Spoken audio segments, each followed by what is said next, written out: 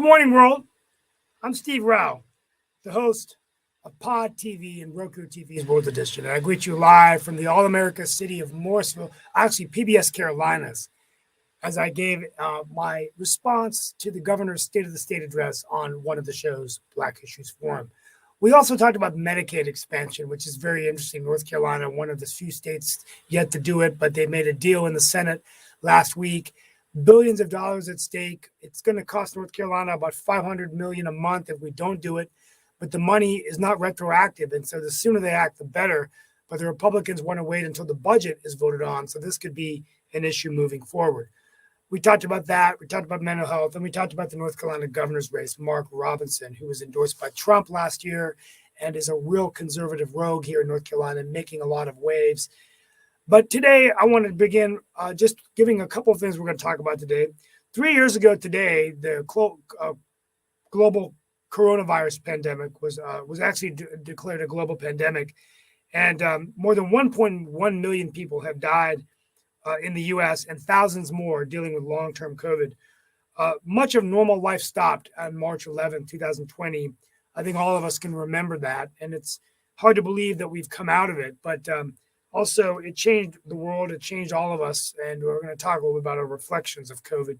Donald Trump was invited to testify for a grand jury in New York.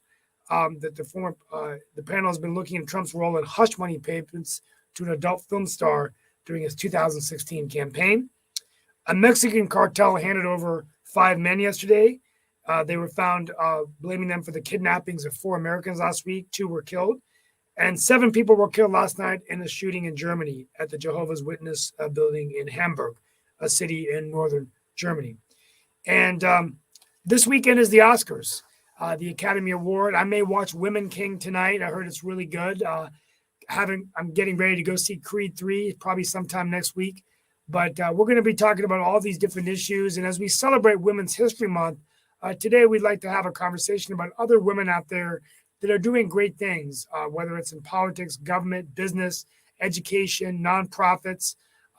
Definitely want to talk about that as well. So everybody, welcome to the show. We're going to bring in Mark Lee and our other guests, and we're going to go ahead and get moving. Thank you. No problem. Glad that you were thinking about watching Women King. And all along those lines, I actually watched it a couple of weeks ago, maybe it was a month ago. It is a very good film and everything in that line, definitely about some women warriors and all in that space. So it's definitely a movie that I was glad to have the pleasure of watching and all in that space. And actually, there are some films that I'm watching this weekend because I actually watched one that I learned something very interesting, but I think that Lee Newton Rhodes will find interesting, and maybe even Debbie Peterson will find it interesting as well. But one of the places I work at is the Hayti Heritage Center, and we are having our annual Hayti Heritage Film Festival, which used to be called the Black Diaspora Film Festival back in the day, but is now named after the organization where it is held. But it is definitely used to promote a lot of African-American filmmakers from around the country, and definitely some that are locally based. And the film that was shown yesterday was called The Inspection. It actually was produced and stars Gabrielle Union, D. Wade's wife, and all in that space. And it is about folks that are in the LGBT community, but were going into the military, because this particular gentleman, and he was actually there and everything, and made some comments afterwards and everything. But it is about his struggles while he was trying to go into the military. Part of it was that he was estranged from his mother because of his lifestyle choice and all of that. And she encouraged him to go into the military. As he put it, it didn't exactly scare him straight or anything, because he still was going to keep that orientation that he had and all in that space. But he did serve in our military, I think, for about 5 or 6 years, and now has made $1 million film, because they definitely had the support of multi-million-dollar film of Gabriel Union folks as well.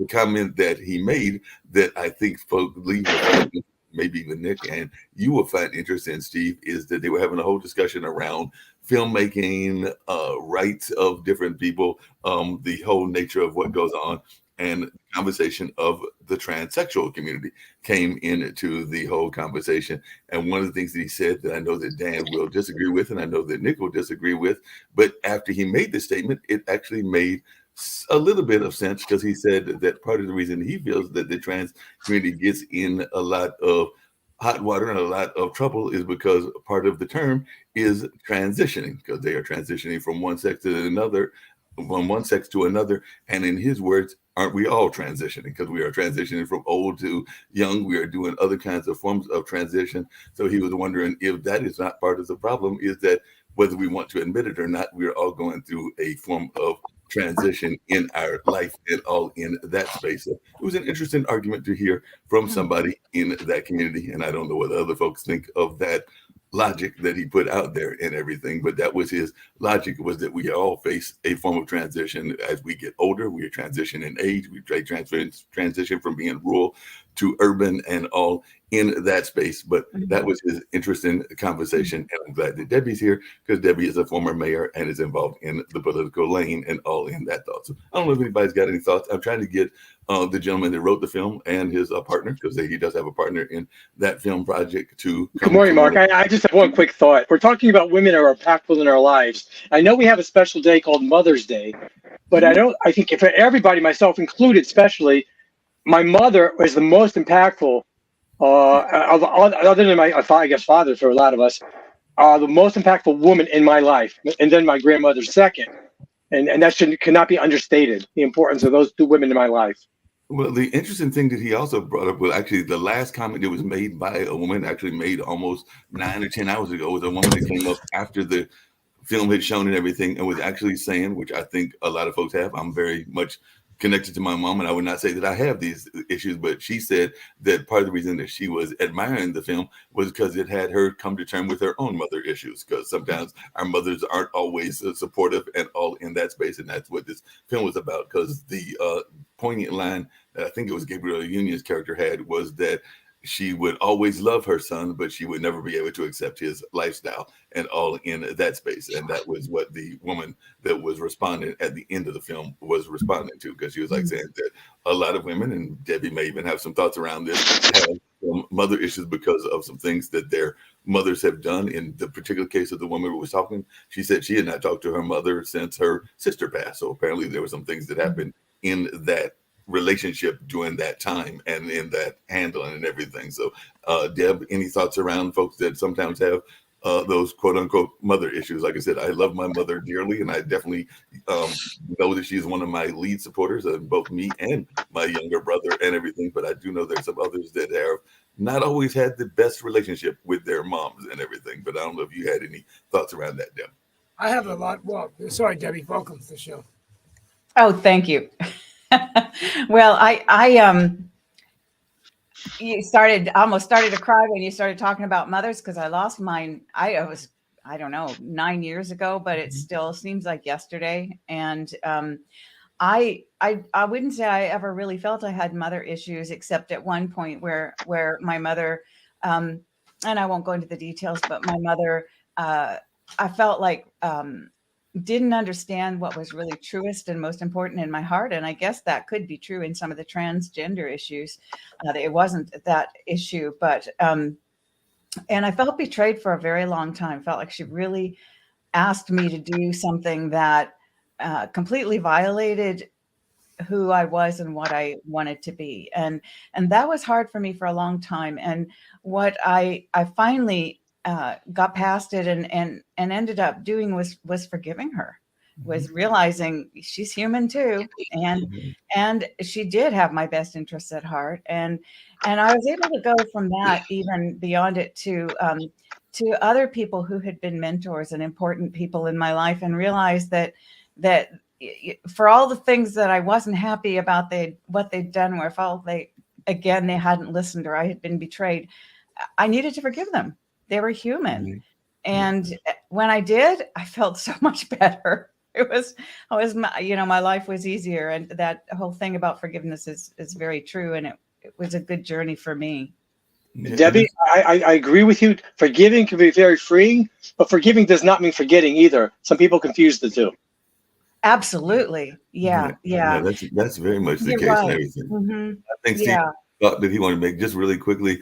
Women's King is a very interesting movie because it actually portrays some very strong women warriors. And I know we've had conversations on this show before as to whether women can be strong military leaders or strong in that fighting sense. I think one time Dan made the statement that he was not always wanting women in the military and everything, but there have been some nations, and that's partially what Women King is, because it is my understanding that it is, I mean, it's a dramatic presentation, so I'm not saying that it is 100% factual, but it is based on some history that was going on there in one of the African nations, and everything from my understanding of that particular movie. So it might have some kind of historical basis to what is happening and what was happening. And we do know that there have been some troops that have been definitely women-led, and definitely had some women that can be some very fierce fighters and all in that space. So definitely that is something that we know that there are even soldiers. As a matter of fact, later on this afternoon, we'll have Madeline Lewis on, and she is a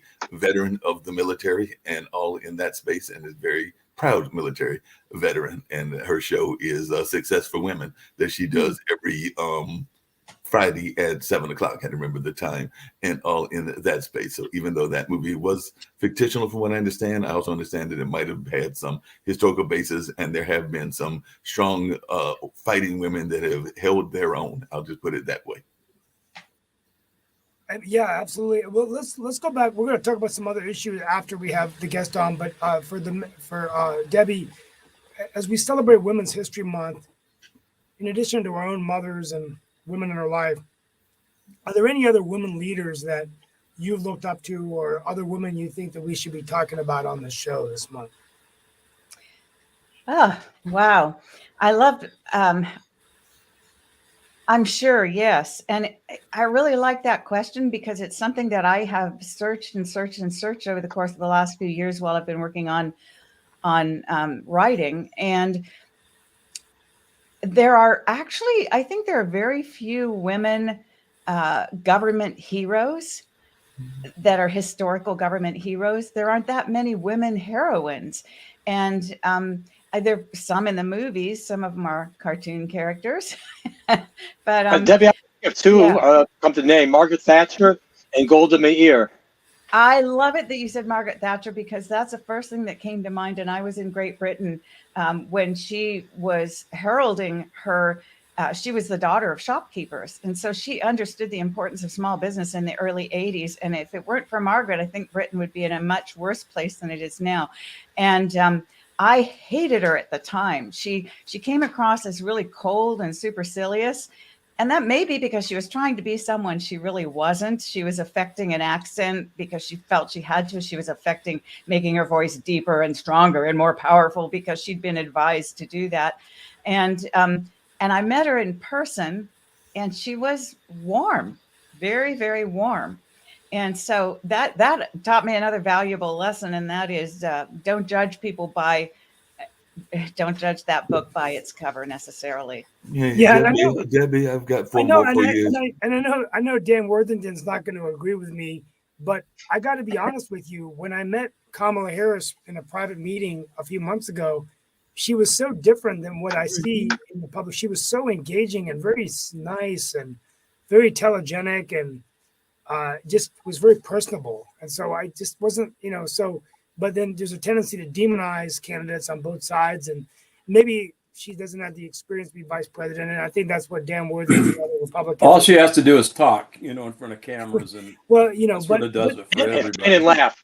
But I think she's a decent person. She's a warm person. And I mean, I think that she never really expected to be vice president. And maybe the role was just something she. Steve, why doesn't that come across? Why doesn't the media portray her as that? I don't know. I don't doubt what you're saying. I just don't see it. I don't know whether it's too hard when you become a celebrity. It's to find. By the way, we have Sasha Starr, who part of it is in. Good morning, Sasha. Part of it is probably the way, and Debbie can speak to this. She's run offices there in California and everything, but part of it is the media handlers that are out there, and whether they're doing their job or not doing their job. And I don't necessarily think that the folks that are handling Kamala are doing the greatest job of portraying her in a positive light. And Debbie, I do have four more for you, and one of them may surprise folks. Because everybody keeps I would like to go back to Kamala, because I think, Raj, I think you hit the nail on the head there. Kamala is another one of those people who have a good bedside manner. She doesn't come across as warm and fuzzy. And I've met her as well. And in person, we didn't have a conversation. Well, we didn't have much of a conversation. It was an introduction. That was it. But she certainly wasn't, I didn't find her offensive in person in the same way that I find her sometimes offensive in her media. She doesn't come across well in the media. And I'm not going to blame the media. I just think that she doesn't, like Margaret Thatcher, maybe there's a bit of discomfort with the role. And that's what I guess you've been saying. But School buses. Another It's the one of school those. buses. It's the what? Yeah, it's the school buses. That's the problem. I'm not following why Yeah, I'm school not following that comment, but really quickly, the other ones I was going to mention to you really quickly are, and one of them, like I said, might surprise you, but the other two may not. But when I think of powerful women leaders, four that just came to my mind automatically are, of course, Pauli Murray, who was involved in Brown versus Board of Education, and definitely a number of other issues. Both Sojourner Truth and Harriet Tubman, definitely some great leaders and everything. And the one that I think may surprise folks that I will mention is actually one that is from Eastern Europe, but did a lot of great scientific work, and that is Madame Curie. Yeah, that's true. You're skipping over the one most famous, Rosa Parks. Yeah, Rosa Parks is definitely. Yeah. Rosa And Parks, isn't that interesting that in our American history, we have more African-American women heroines? I think from what you're saying and what I could look at and recall, there are more African women heroines, I think, almost than, say, let's call them colonial women. That's Yes. because we don't celebrate them. Yes, it is. I think that's a lot of it. Yeah. I think it has a lot to do with the fact that women, regardless of their color, really up until the early 70s, were still effectively considered chattel. They didn't have the right to borrow money. That's not necessarily They were true. owned. Do we celebrate Susan B. Anthony? Because that's another name that I hear a lot of people She talk was, about. yeah. Women's- There were some amazing progressives back there in the early 1900s. That doesn't necessarily make them great or not.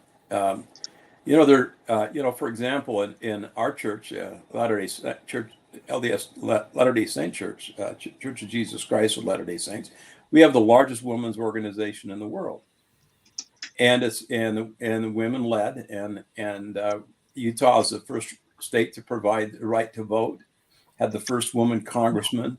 Yeah, I mean, so the thing is, it's interesting. We get a bad rap. But these are women of power and women of influence and women of dignity and righteous women who choose to follow God.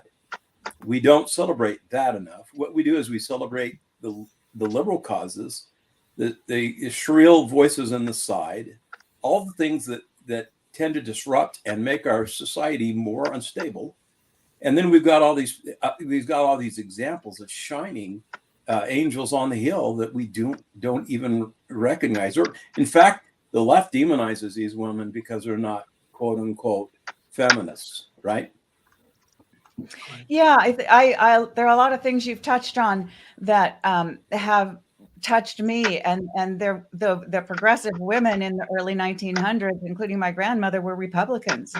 And what they were fighting for, and through their women's organizations, which were extremely powerful, and oftentimes the women's organizations, the Jewish ones, the African American ones, and then the mainstream white ones, would come together on causes, and they would be righteous causes. They would be looking after the widows. They would be looking after the children. They would be health care. I love seeing, I also like observing, like conservative women, that you can just, they have their own reasons of being conservative. My wife is actually, no one knows this, but she's a moderate Republican, and actually We know that now, Steve. She voted for Biden, and she's not a big Trump fan. I think she might be going independent, but it's kind of interesting to see women that sometimes, one of the concerns I have is that there's just this assumption that all women are progressive liberals, but that's not true. And That isn't true. I love to kind of see, what makes them tick, and also Black Republicans also. There are Black Republicans out there. Yeah, And, they're definitely Black Republicans. They're definitely women Republicans, and there are definitely some women Republican leaders, and definitely some folks that even in spaces that are considered overly liberal and things in that space, because I know that there are some women that have some very conservative values that are even in the media and in the entertainment space and all in that kind of way. Now, I will say that, and I was going to bring this up, but I guess I'll bring it up now and everything. I do find that sometimes it's interesting when we have people that say one thing and then maybe Nick will have some thoughts around this on another thing and then act in another way, because I want to say that it's over there. There's a word for that, Mark. Yeah, but I was going to ask you what y'all Starts think. with an H. There's a Tennessee conservative, I think it Ends is. with an E.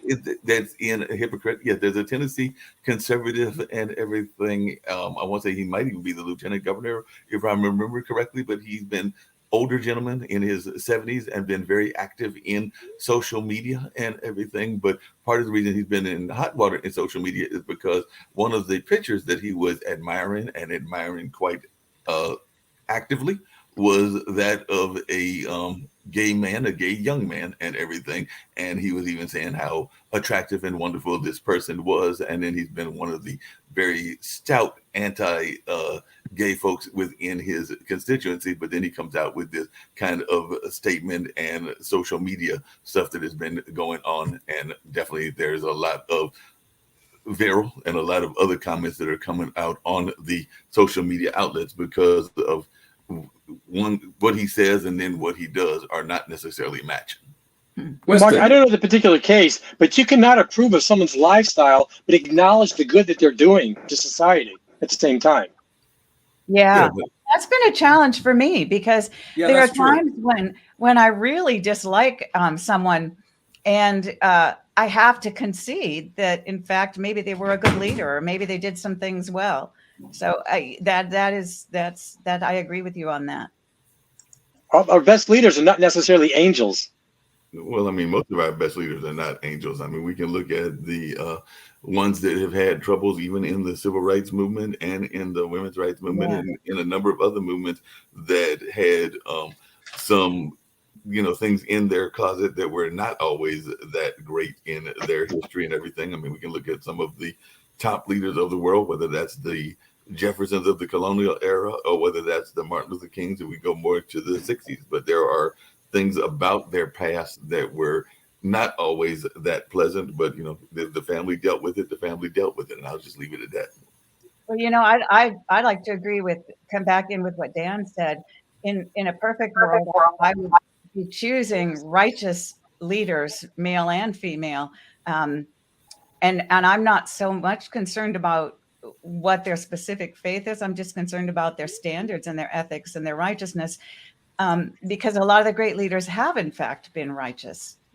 And by the way, just to let you know the case, because I was pulling it up, it was Tennessee Lieutenant Governor Randy McNally. And in an exclusive interview this past Thursday, he apologized after the uproar over his interaction with provocative posts on social media, while insisting that his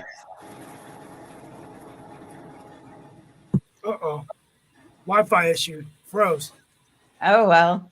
Well, we'll be, let's continue. You're going to be here with we have some other issues we're going to talk about there, but we can always move them to next week. We're going to talk about Trump's grand jury investigation. Sasha may have an update on Ukraine. There was a Russian attack yesterday on Ukraine, 5 dead. And then maybe the Oscars is this weekend, so maybe some predictions of movies that we want to see. And then the other one is the COVID pandemic 3 years ago. Today, it was declared a global pandemic. I look back years ago, I can't believe, the way life was, where we weren't going to anything outside. Everything was Zoom and virtual. How are we living like that? Do you guys ever think about that? I mean, Steve, I got a question for you. 1 dead in Ukraine is too much, and that's horrible. But why do we concentrate on 5 dead in Ukraine when every weekend in Chicago there's more than that? Oh, I don't know. That's just a war. They're in the state of war. So are we. Our inner cities every weekend. Yeah, that's true. I don't know. Well, it's the elephant in the room. It's a global war. US is at war with this crazy lunatic, Donald Trump, which is becoming a torch for the Republican Party. And in fact, he Hey, is Sasha. way more dangerous than in 2016, because at that time he was just a business failure and nobody expected what he was going to Let's do. remind the But people where today you live. he is a You're in Canada. quasi-criminal who We will don't be care indicted on several about points. Donald Well, Trump. you can talk as much as you want, but you see, indictments are coming. They are on their way. And without Trump, you have no party. But Nobody unfortunately, will vote for your party because the party is that of Donald Trump. but You I'll have put no money. I'll put party. money You can on yell it. all you want. Donald I Trump- don't You support are. the guy either. Okay, you can talk all you want, but this is a fact. You're right. There He will be is the no nominee. Republican Party. Don't add There much is a to the bunch of people, intellectual lunatics, content of this believers in Donald Trump and his Maybe crazy. somebody has a button we just That's touched. all you are. I Okay? guess we hit a lot. Tell us how Yeah, you that- do. And then there's Biden, who's likely to be indicted too. No, Biden is horrible. There's no problem with that. He is horrible But for he's sure. gonna win. Then there's He's gonna Trudeau. beat Let's Trump not in a even real talk But about he, Trudeau. but he is more or less looks and like a human being, whereas Trump is not. He is complete failure. Here's the He beauty failed of it. in business. He failed in Tell us how you really feel, House, Sasha. in Tell us two how you really elections, feel. impeachments, and so on. There is But I no tell you, bigger loser today in the world than Donald Trump. You know Vote what I for love- him. you know what I Go love? ahead. Biden Fire versus him. Trump. Fire him. I'm in the He's fired. Rocky theme right now because I'm getting ready to see Creed. So I've watched all the Rocky movies this week, and I'm finishing up Creed 1, Creed 2 tonight. Going to see Creed 3 next week. But Biden 2 Trump 2 reminds me of Rocky 2, where Apollo and Rocky had beaten themselves up and they were hanging on the ropes. Remember that? And but finally Rocky got up shaking and he won the heavyweight championship of the world. I think that's the way this. I think it will. Sasha, here's the problem: he can be indicted, but it's not going to be enough to prevent him from seeking the nomination. I do believe Trump will. No, not only seek nomination, he will get the nomination. He will get the nomination. He will get it. No doubts about It's that. going to be a rematch. It's guys, Okay, I'm telling all you, it's Trump you see- Biden again. But Trump, look, Biden for again. sure, for sure. Is there an other vote you can choose from? So when you see Biden, Trump, is there other I can press that button? And Trump. You could vote for Kamala or something, you It will know. be, but it won't be relevant. Biden will be reelected. Biden California. will be reelected. I'll tell you one The thing. governor, you This know. is if it was ever time for a third party in US, that time is now, because there are just too many Republicans just passionately hate Trump. But being Republican, if he is a nominee, they must vote for him. What else? But they will lose election because all the Democrats, independents, everybody, and even some Well, it Republicans, depends on they if they will can vote stop against the- Trump. So you will be out of take power Miles for from next. I don't know how. leadership into the What's major his cities. life expectancy? Probably he will live until 110. So for the next 30 years, the Republican Party will never be in power. Period. Until you will start. Democrats who rule for 60 years. There- Debbie, there is a Debbie, new can you party please weigh in? formed, You're our Unity guest. Party. Please. We want to listen to Debbie. Just your thoughts. Well, first of all, I want to say I've been laughing some here, and it's not because I'm laughing at the message or at Sasha. So just make that point clear. Sasha's a good guy. What strikes me, what first struck me when you struck me, Sasha, was when Trump was first elected, and I will tell you, I don't normally go political on these things because the message that I want to put across is not about parties. It's about each of us becoming involved in our government, regardless of party. But when Trump was first elected, my first response as someone who'd lived outside the United States in Britain for 20 years was embarrassment. And I could not talk to my friends in Britain. Seriously, I could not bring myself to speak to them because I didn't know how to apologize. And I'm not trying to be funny here. I really was mortified. And so I appreciate, Sasha, your feedback from as someone, personally, who's a Canadian Ukrainian, and also a Canadian. So I think that's how the world views us, and it's embarrassing. Look, we have our. I'm sorry, Debbie, you felt like that before he was elected, correct? This Trudeau. I never liked Trudeau. him. I Horrible always Canada, disliked trust me. Trump. It had nothing to do with his. No, I understand that, It but- had nothing to do with his election. But I didn't like his reality shows. I didn't like the way he treated people. I didn't like his style of leadership. I thought I it was get a that. nasty piece of work from I day get did you one. all like that. this? Did How you would you like do? How would you give him as a, that's a report card? Now that he's not in office was a anymore, wonderful and his institution. policies. Did you like it, Trump University? Trump University. Of course not. And how was his track record? I think that there were some things that were all right in his track record, and I can see that because I have friends who are conservative who have probably moved away from Trump now, but who pointed out some of the things that they felt were constructive. Can I tell you what they Really got a are? lot done. Yeah, I think he did to some extent. I can't say I liked all of it, but I'm not going to. It's ridiculous to say that the man did nothing right, because of course he did some things He right. did a lot. He did a lot right. The trouble was he wasn't a politician, so he didn't know how to treat people, and he was rude and condescending and difficult and divisive. But as far as policy and getting a lot done, he got more done than many of the past presidents got done. And whether you disagree with, I mean, I don't want him to run again. I think, I don't want Biden to run either. I mean, both of them are symbolic of the problems in this country. They both create division. They both are relics. We need new blood. We need new leadership. The problem is neither the Democrats or the Republicans have anybody of any virtue to offer up.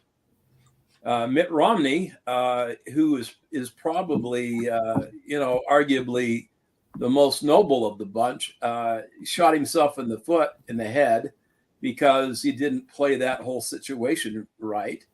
There just isn't anyone of any substance that could step up and serve as presidents. And Yeah, that's the parties don't encourage. Let's look at what the parties do. They do not encourage development of politicians. And I'll pick on them in California, Nancy Pelosi and Feinstein. They grab their seats and they just won't let go. And the Republican side, you have Mitch McConnell. He grabs his seat and won't let go. These people are not helping people develop. They have no interest. I think that Trump was a surprise. They have no interest other than themselves, and they're power hungry. And so it's something easily fixed. When he got elected. Under That their kind of, power I weight. love the term relic. I think relic is so appropriate, and it is so easily fixed. Every single one of us every 2 years has a vote.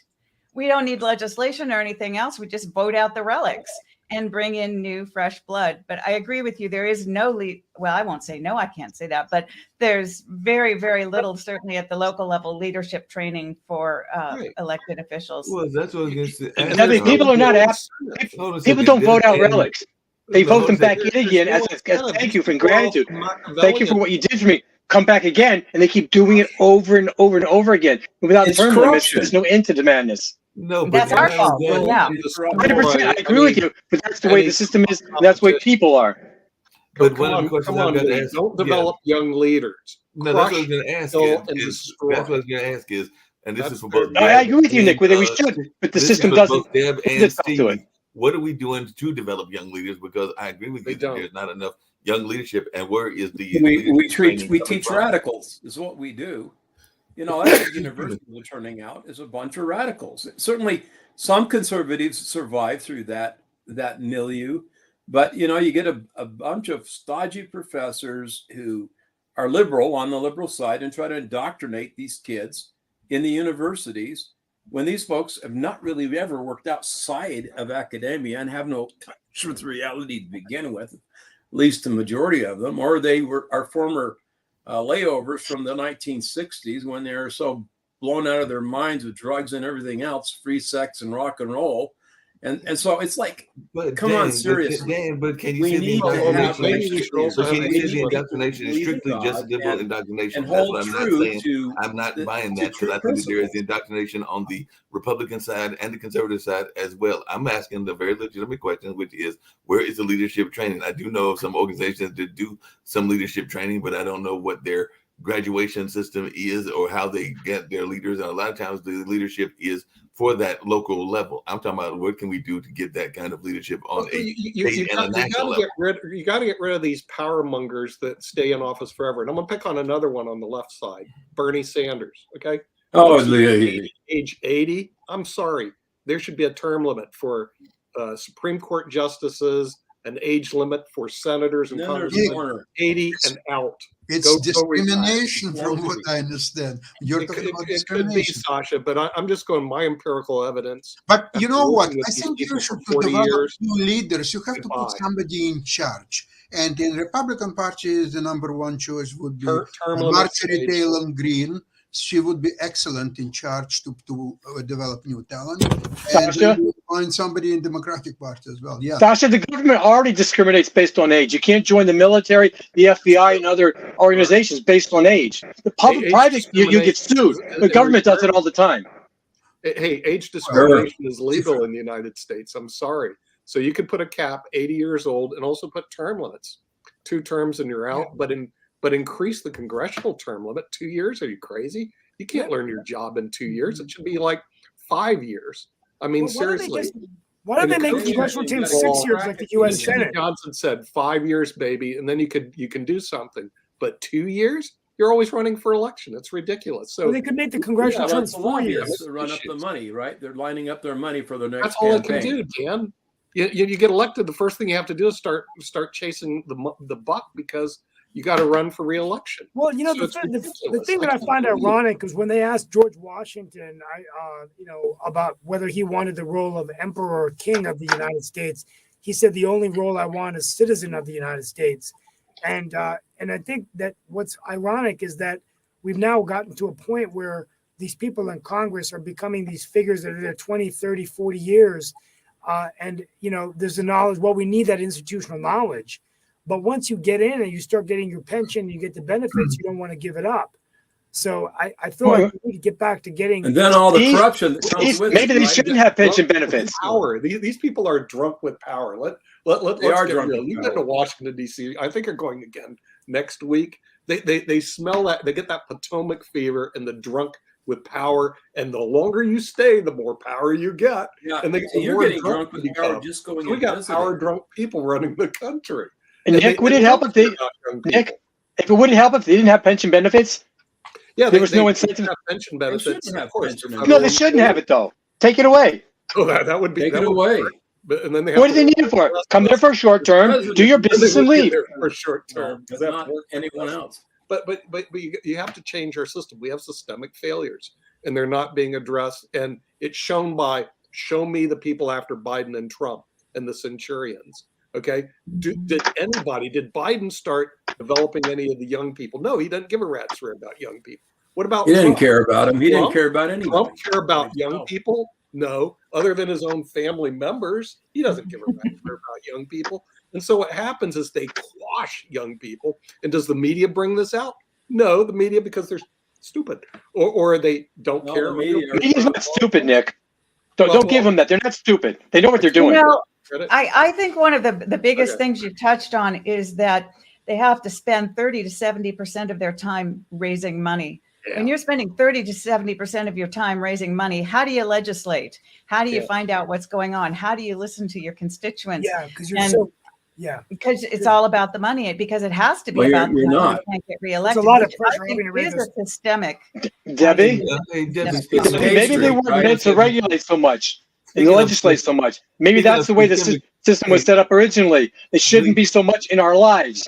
No, but Lee, speaking of systemic and other things that are going on in that space, one of the things that I've heard talked about, and that's actually what I was trying to look up and everything, and I'd love to hear Debbie's thoughts, and definitely maybe even Steve, since both of y'all are in and have been in political lanes and everything.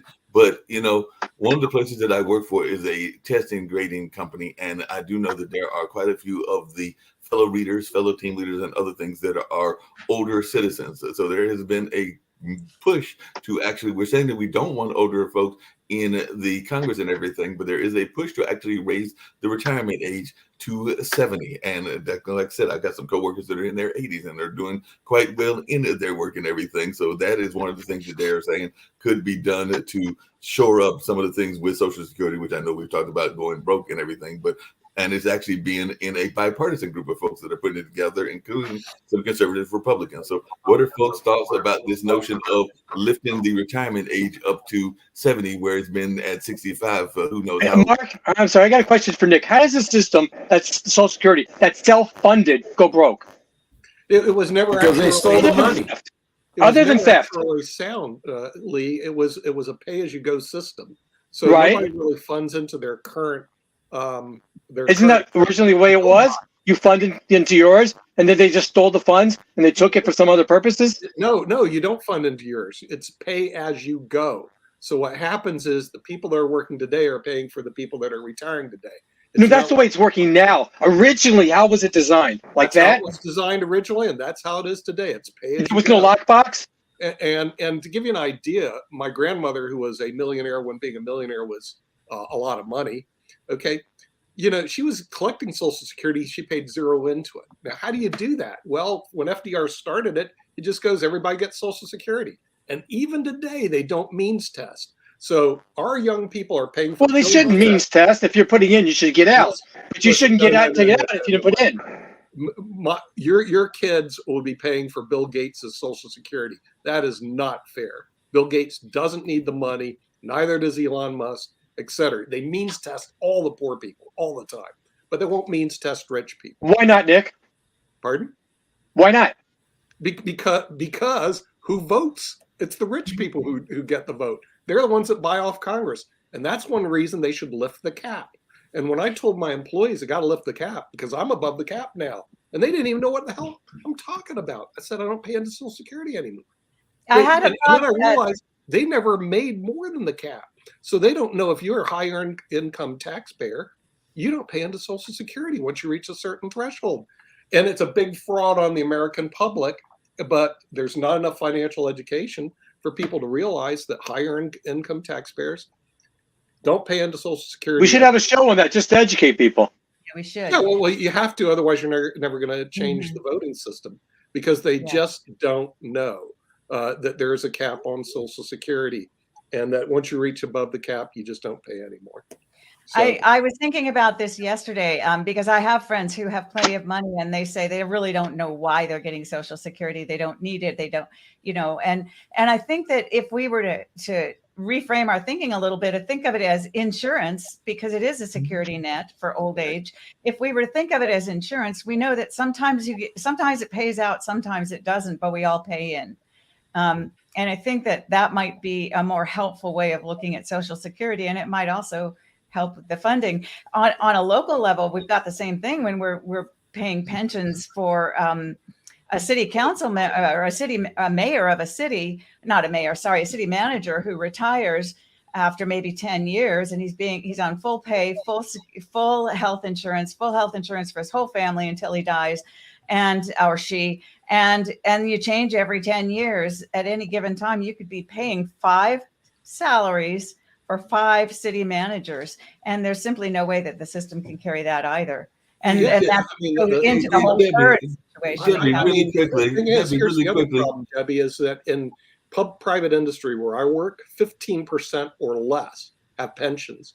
In public service, like 100% of the federal government workers and the state and city workers have pension plans. So what happens is they are funding really, they're going to work till they die. I've already told a lot of these people. Hey, Debbie, just really quick. You work until you bloody die. You want to live and check the Hold on a chat. second. Debbie, really quick, I had a question for you and everything because it's based on something that I've observed. How much accountability is there in the public service when you leave from one job to another? Because like I said, I know for a fact that we had a police chief here in Durham, North Carolina, where I'm based at, is that was not seen all that great in light of the different things that she was doing and everything. she moved to Memphis, and now she's the police chief where they've been having all of that stuff and everything. And I'm wondering how much did Memphis do a background check on what her records were in Durham and everything, or they just, she entered the pool? Because it does seem like among the police chiefs that there's like this rotating pool where they go from city to city. It's almost like a baseball team and things of that nature. And I'm wondering how much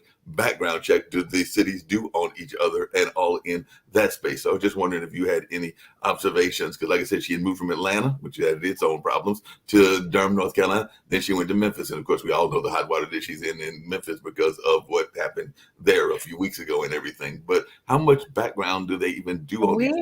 We have had exactly the same experience in California, certainly even in the small county I'm in. And I will tell you that I insisted on background checks whenever we hired anybody in any position of management. And that was unique. And they not only didn't do background checks, but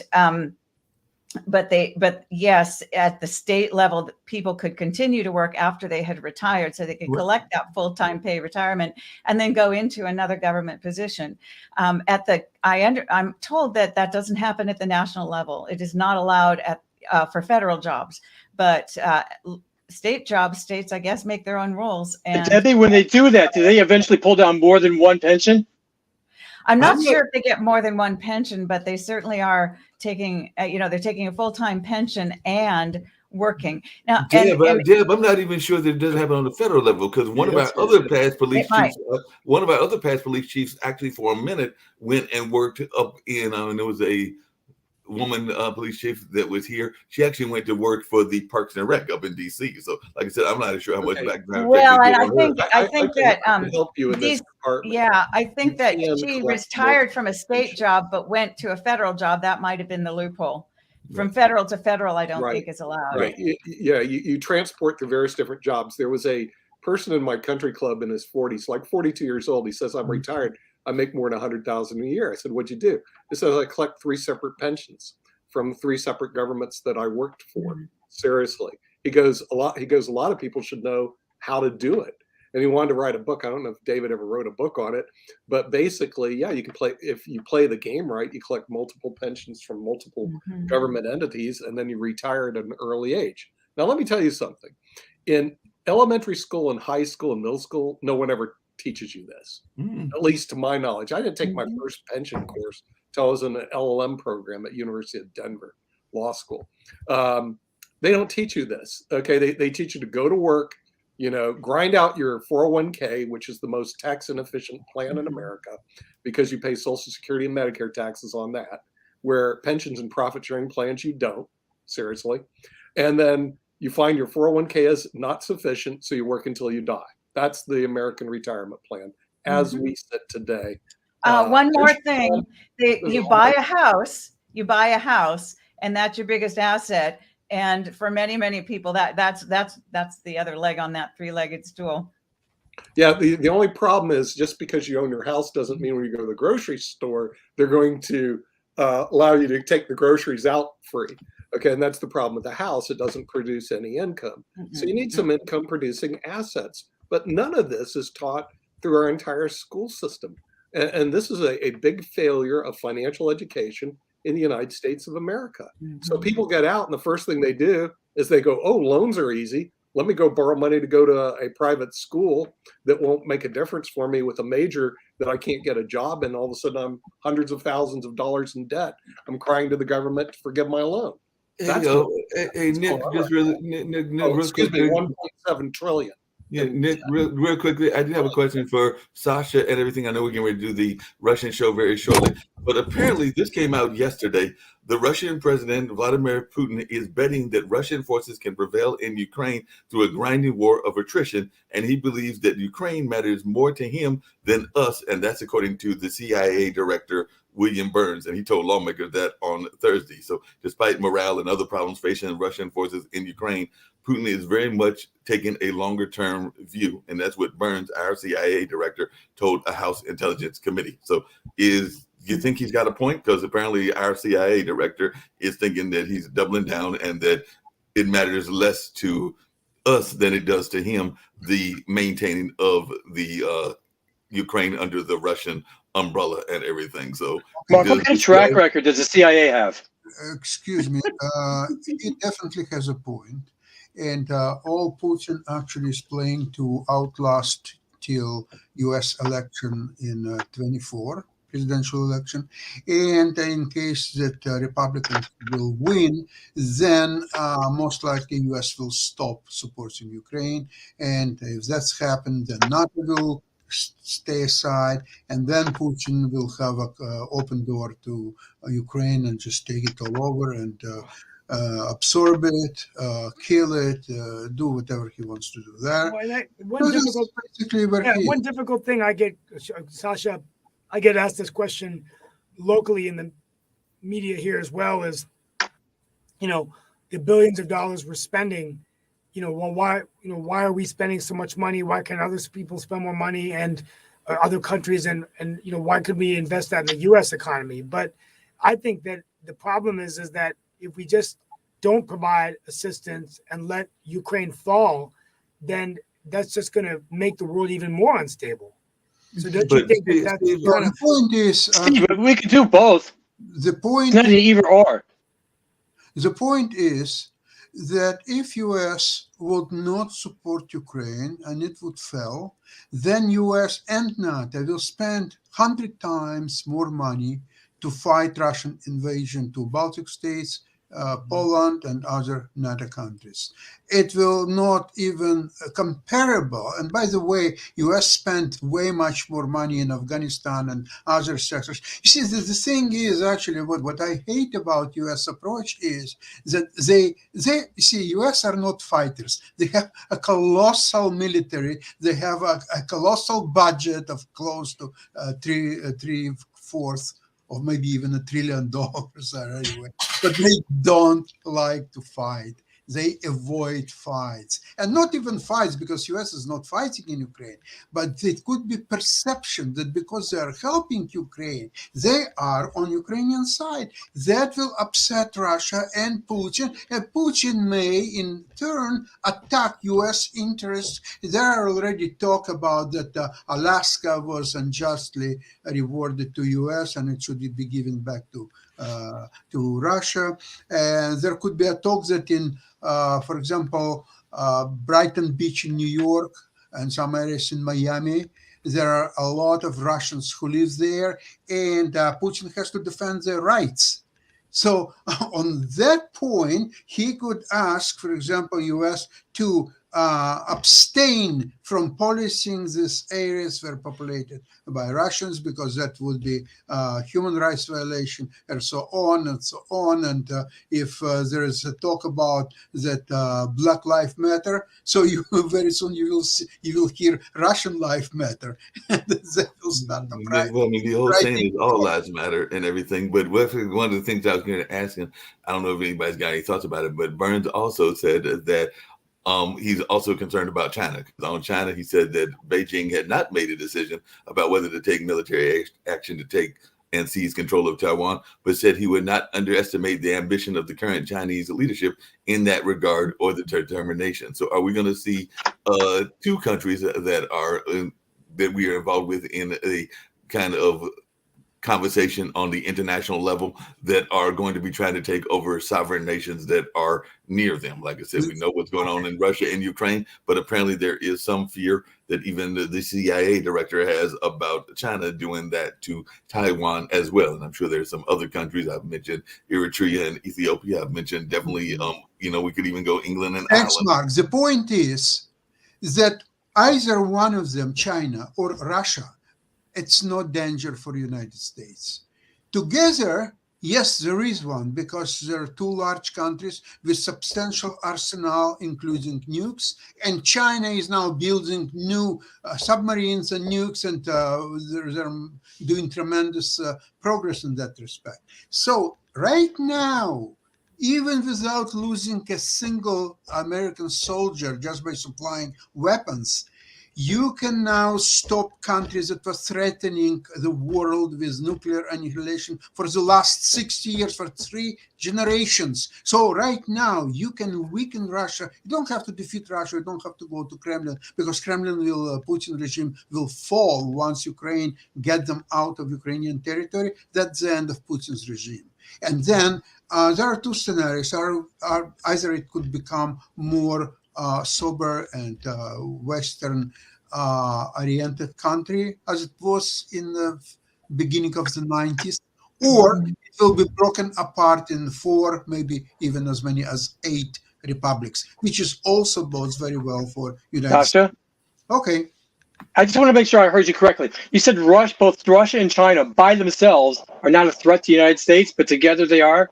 Yes, they are. Yes, correct. China by itself is not a threat? No, it's economically, yes, but not in a military sense. Hey, I've got Interesting. to tease Dan about something and everything. How did you describe earlier Trump and everything? You said that you said that you found him to be there were different words you used. I think you said rude and a couple of other terms that you used for Trump and everything.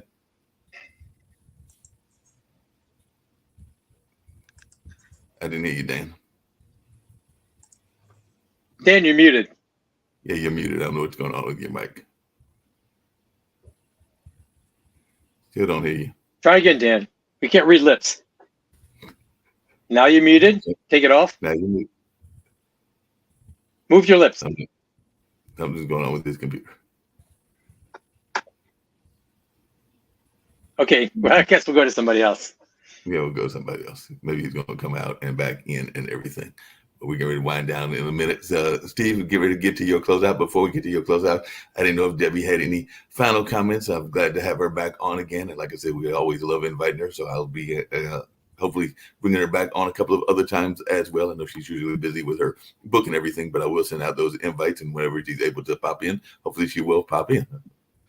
Thank you. And I love coming, and I appreciate you inviting me, because I'm never motivated to get up at 6 a.m. to be on at 7. So from the West Coast, I'm not a morning person. In fact, I was working until about 1:30 last night. So I'm surprised I'm coherent. But my final thought, again, is always going to be come back to the local level, because at the local level, if we're training people how to be good elected representatives, and they go up the line, which often they do, we will be sending better elected representatives up the line. So I'm always going to advocate for training at the local level. But it's interesting, because the one thing I did not achieve as mayor, the one goal was to set up a training program for council members and county supervisors. And that's why I wrote my book, because I didn't get it done. So I had to get it done one way or another. Well, Mark, I'm going to close out early. Deb, we want to thank you for being with us today. Welcome you back to the show. Glad you got up early in the morning to be with us. And it's been a wonderful show. Today, we're going to kind of wrap up the week. Next week, we didn't really talk. We're going to talk about women's history again, talk about the pandemic, talk about the economy, and then start getting back into kind of the presidential politics as slowly more candidates are getting in. Will it be a Trump-Biden rematch? What's going to happen with the U.S. Congress and Senate? And then looking, one issue I'd like to talk about is Medicaid expansion, and a very interesting issue that I think we'll be talking about in North Carolina. And what does it mean? Many states are doing it. And after Obamacare, Affordable Care Act, it became easier for people above the poverty level to still get Medicaid assistance, leveraging private insurance. So the idea would be providing access to those individuals who could use it. But there's economic impacts and money at stake. So we'll talk about that. But thank you all so much for being with us today. We'll be back next week for another edition. Make sure you tune into the Ukraine show. Mark, send me the live link, email it to me so I can share the show with everybody. And Sasha, hopefully I can come on your show one day next week or in April. Okay. Thank you all so much. Be safe wherever you are. Debbie, it was a pleasure. Thank you. Y'all take care. God bless. Yeah. I've got to get to the right one to close us out and everything, but we'll do that very shortly because somebody moved the banner. Mark, I'm waiting to see how long Steve can hold a smile. Yeah, let's go see how long he can hold that smile. Let's be interested. Live from Studio East. Studio East over there at PBS. And now I've got the right manners, and he's held this file long enough and all in that space. So let's go ahead and get on out of here. All right. Take Thank care. you, guys.